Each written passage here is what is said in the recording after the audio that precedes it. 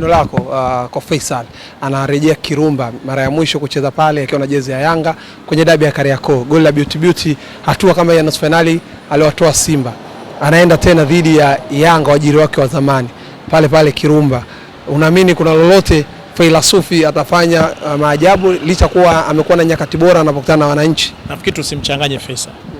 Faisal anakwenda kucheza kwa ajili ya Azam. Kazi yake ni kuisaidia Azam kupata ushindi.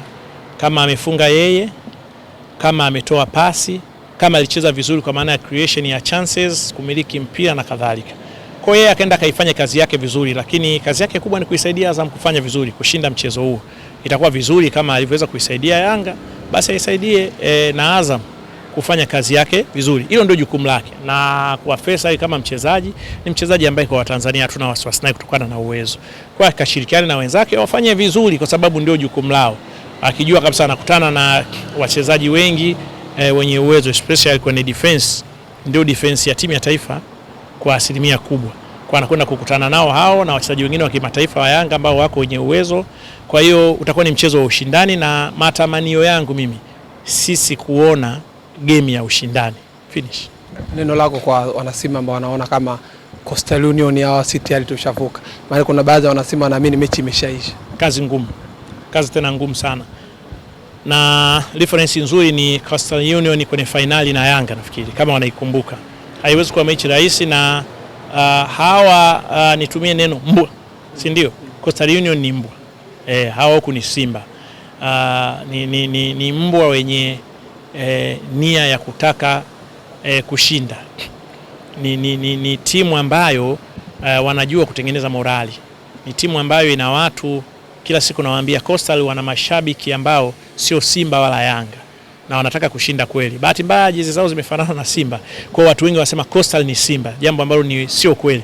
Ukimwona mtu anasema hivyo ujue haijui historia ya mpira. Coastal ni Coastal na ni timu ambayo inataka kufanya vizuri. Kwa hiyo kama wachezaji wa Jembe World Cup imeendelea ama inaendelea, bahati nzuri timu za Kiafrika zimekuwa surprised kwenye mashindano makubwa. Timu ambazo zilikuwa na majina makubwa, wachezaji wakubwa wameshindwa kufua dafu. Tumeona Cape Verde wamefanya surprise kubwa, tumeona Morocco dhidi ya Brazil, lakini pia Algeria bahati mbaya, lakini pia Tunisia bahati mbaya, lakini pia tumemshuhudia Kabul South Africa. Waliomba sana Tanzania wa Afrika wa support.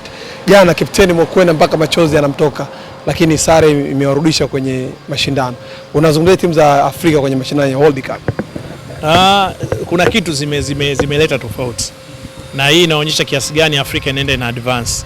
Na mimi nakumbuka kwenye vikao tunavyokaa vya CAF kwa ajili ya kuboresha uwezo wa media, kuboresha uwezo wa waandishi wa Kiafrika na confidence how to do it. Moja ya kitu rais wa CAF Dr. Patrice Motsepe amekuwa akikisema kwamba hana hofu, si muda mrefu Afrika itakuja kuwa bingwa wa AFCON, wa World Cup ya. Yani kwa level yake, akiangalia mfano mechi ya finali ambayo iliharibika kati ya Morocco na Senegal, lakini mechi mbili zile za nusu finali zinaonyesha ni world class level, kwamba siku moja kucheza na Spain, kucheza sio na nani aliweza kuwa jambo kubwa, na haya ameshajionyesha sasa hivi.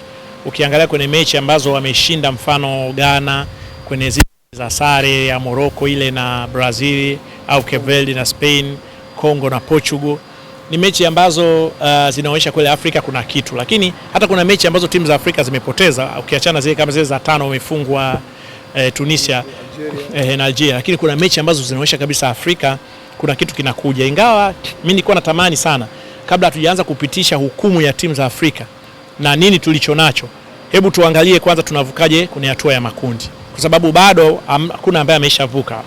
Kwa hiyo lazima tuangalie katika timu zetu zitakazovuka itakuwaje, ndio tuanze kuzijaji, kwa sababu tusiwe na kile kiwango cha kufresha genge, tukacheza vizuri mechi za kwanza, za pili na za tatu tukaharibu, tusiende.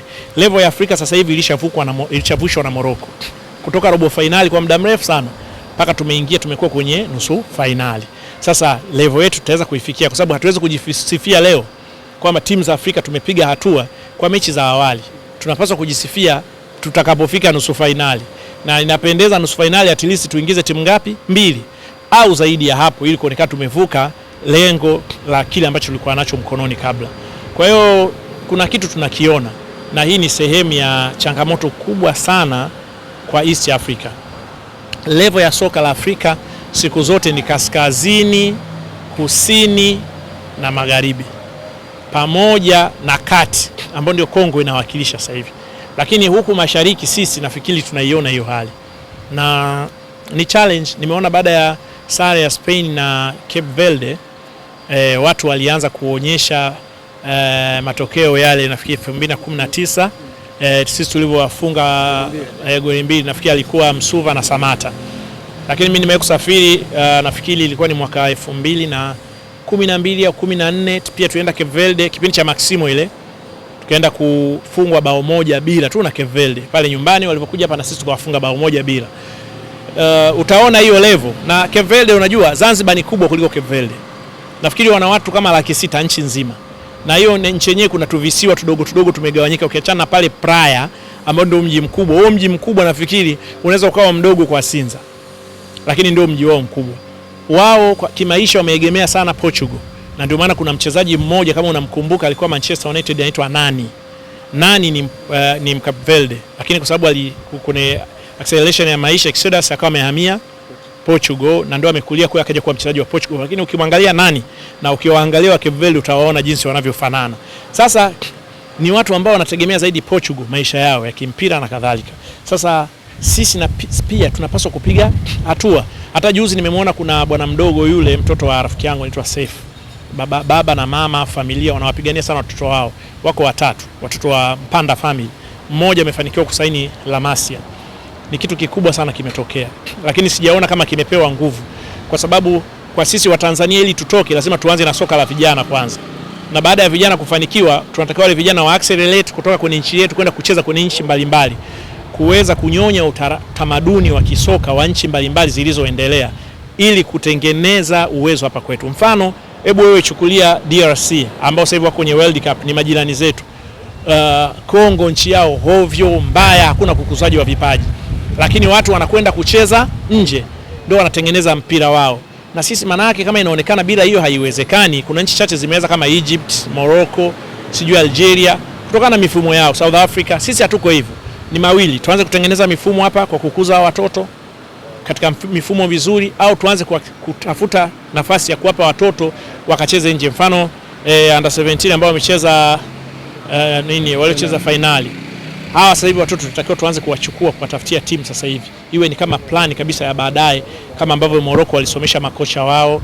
Na ukiangalia hata kikosi chao cha Morocco kilichoanza mechi na Brazil, nafikiri mchezaji mmoja tu ndio alikuwa anatokea Morocco. Lakini the rest wale wote wamezaliwa Madrid, sio wamezaliwa Spain, wamezaliwa France, sio wamezaliwa Belgium, wote hao. Unaona? Kwa hiyo kuna kitu cha kufanya baada ya kuwa tunaona. Yaani tusione tu tukafurahia alafu sisi hakuna tunachokisema wala kukifanya. Nyongeza. Mjadala wa Messi na Ronaldo. Na unajua nilikuwa nataka kuacha kuzungumzia kwa sababu nimeona Ibra alikuwa yuko busy. Lakini mjadala wa Messi na Ronaldo. Unajua hawa wote ni GOAT. Unapozungumza Ronaldo ni GOAT, Messi ni GOAT. Lakini kila mtu ana type yake. Huyu unamuona kabisa ni gifted, talented. Ni zawadi kutoka kwa Mwenyezi Mungu. Huyu is talented, lakini Ronaldo talent yake sio kama ni mtu wa kujituma na mazoezi. Na nimeona wakati mwingine nasikia huruma namuonea Ronaldo kwa sababu watu wanavyomzodoa na kadhalika. Lakini vitu alivyofanya ndio najifunza dunia hii. Hata ufanye nini bado watu wanaweza wasikuheshimu tu, si ndio? Lakini Ronaldo anapaswa kuheshimiwa kwa alichokifanya.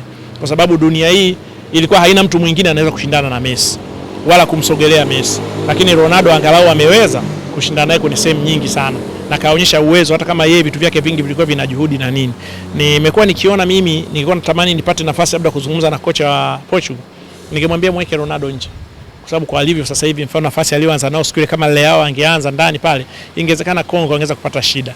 Lakini kama Ronaldo anaingia baada ya kuwa ameshausoma mchezo, anaingia baada ya kuwa ameshajadiliana kocha nje, angeweza kuwa msaada mkubwa sana kwa sababu kwa umri wake obvious kasi imepungua. This is his last World Cup na ni mtu ambaye amefanya mengi makubwa. Ametoka kwenye ligi ya ushindani ya Saudi Arabia, ameweza pamoja na alivyo na umri wake kuisaidia timu yake kuwa bingwa. Kwa obvious hawezi kuwa na ile speed ya kutosha, hawezi kuwa yule Ronaldo wa zamani. Lakini nafikiri kocha anapata shida kubwa kwa sababu hata Ronaldo mwenyewe haamini kwamba yeye muda wake umeisha. Ronaldo bado ana feel yeye kama umri wake ni kama hali mzuri, lakini kumbe amesha kuwa sare jembe. Kwa hiyo ni lazima kwa Ronaldo mwenyewe aanze kukubali na ashirikiane na kocha kubadilisha ile strategy, kwa sababu hata niliwaona Portugal wakati mwingine walipoteza kushinda kwa sababu nafikiri walikuwa they were trying kumpa nafasi yeye afunge. Sababu kuna sehemu nyingine alikuwa sio yeye utakiwa wafanye wao, lakini lazima wampe yeye, kwa sababu nafikiri akishinda yeye pia inakuwa ni kama sehemu ya kitu cha kujivunia cha Portugal. Kwa hiyo kuna jambo la kufanya. Ronaldo kwanza akubali kwamba umri umeenda, lakini Portugal pia na wenyewe wakubaliane naye kwamba kuna kipindi anaweza kaanzia nje akaja ndani kama mchezaji ambaye anaenda kufanya farewell, kwa sababu Ronaldo baada ya muda ni bye bye, na nafikiri kwenye World Cup hii ndio bye bye. Kwa hiyo ni vizuri akimaliza World Cup yake akiwa amefika mbali badala ya kuishia njiani. Sana 7 Ronaldo unamjua mwana.